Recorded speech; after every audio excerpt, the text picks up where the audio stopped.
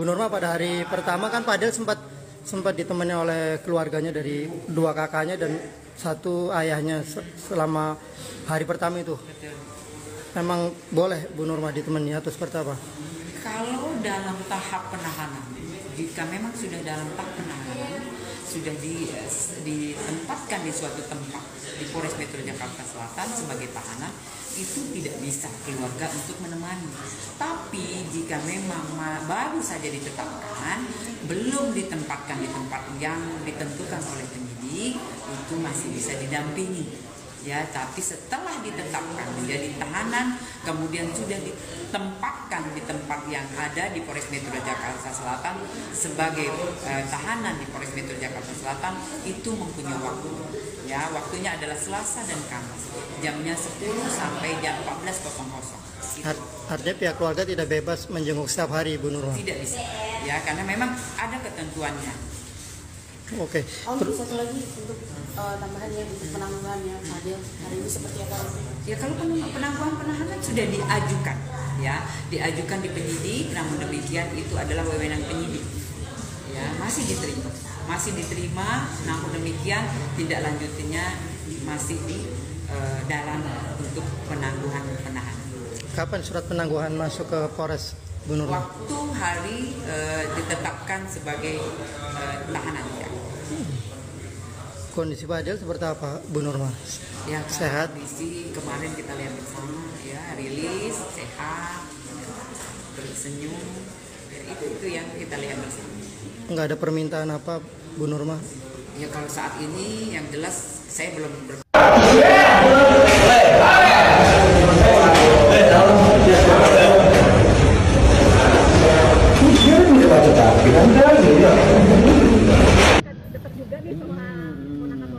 Iya, ya paling bilangin lagi main sama teman, lagi nginep sama di rumah teman. Kok Om Fadil nggak pulang? Belum, tugasnya belum selesai. Gitu. Bang Martin, ini kan ini rame juga nih terkait uang Loli yang kabarnya masuk ke rekening Bang Martin, artinya kan mulai diungkap nih. Gimana Bang Martin? Ya, nanti biar gue mungkin masih fokus di sini dulu ya. Nanti untuk kedepannya mungkin ada waktu yang lain untuk dijelaskan lagi. Kita di sini masih support untuk awal ini untuk support Fadel. Ya. Tapi kemarin Bang Martin kan sempat diperiksa tuh sebagai saksi terkait itu juga, aliran uang atau seperti apa? Ya, Fadel enggak ke. Iya. Terkait apa Agdel memiliki akses kamar Loli? Enggak ada arah ke situ. Pokoknya fokusnya kita ya Fadel, bukan Fadel kemarin. Tapi saat tudingan Kaniki sendiri udah punya bantahan untuk membuktikannya ya Bang ya? Bahwa itu Nanti udah kejauhan ya. Kejauhan itu. Ya. terkait dari Eden sendiri yang kabarnya katanya mau bikin rumah kamar gimana tuh? Nah, ini kan dia. Iya, makanya kita kan ya mohon maaf untuk yang lain juga saya belum bisa jelaskan. Paling nanti kita fokus ke Fadel dulu, karena kan bolak-balik juga berkasnya beberapa kali juga. Nah, kita harus ngumpulin kan. Iya, makanya itu aja paling untuk yang lain. Kita masih support Martin, tapi kalau kemungkinan terburuk apabila Nikita akhirnya nanti melaporkan uang yang diduga masuk ke rekening Martin gimana? Ya, mungkin ya dari pihak terserah dari pihak mereka juga kan mungkin ya ada hak berat atau apa gimana. Nanti kelanjutannya nanti pokoknya nextnya saya penting fokus sama adik saya dulu. Iya, itu aja Bang. Fadel sudah tahu belum soal kondisi ibu saat ini gimana?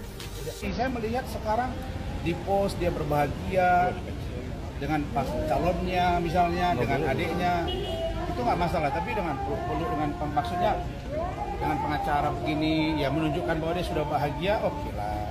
Tapi menurut saya kurang etis juga ya, bukan mamanya ya, kan juga sudah dewasa katanya Loli kan, walaupun belum 18 tahun.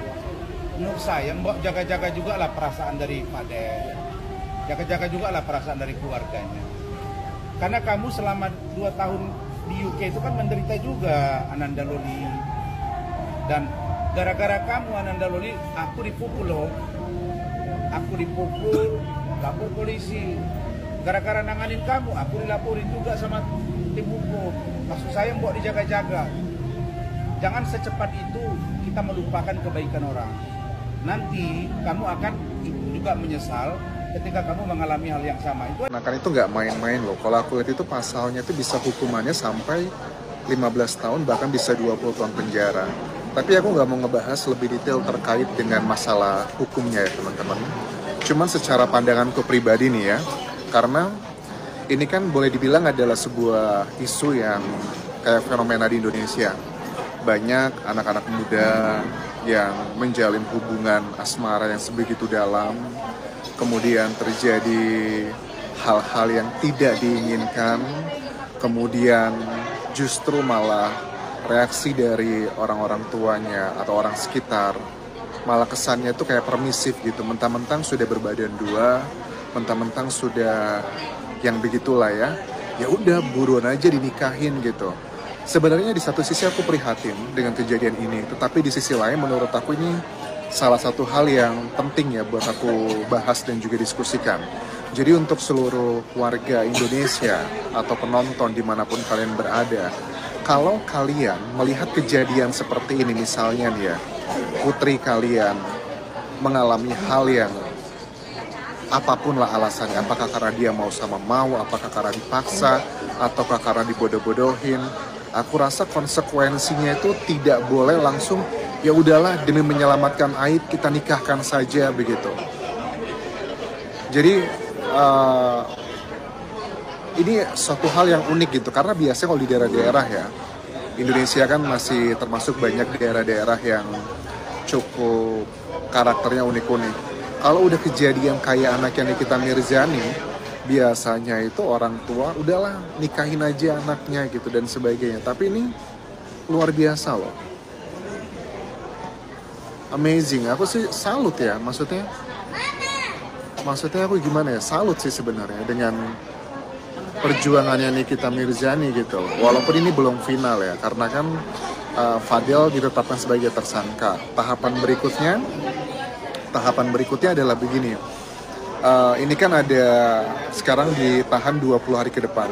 Jadi tahapan berikutnya Fadel itu akan berkasnya dilengkapi untuk diserahkan ke kejaksaan. Nanti kalau di kejaksaan sudah oke, baru mulai disidang. Tapi aku yakin sidangnya nggak mungkin terbuka, karena ini kan sidangnya terkait dengan di bawah umur dan juga asusila.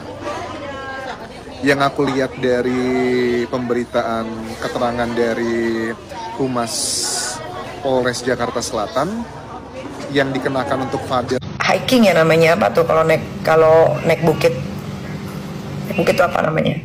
Pokoknya itulah. Soalnya kemarin seminggu yang lalu dia minta dikirimin sepatu buat biar dia kalau naik bukit itu nggak kepleset gitu.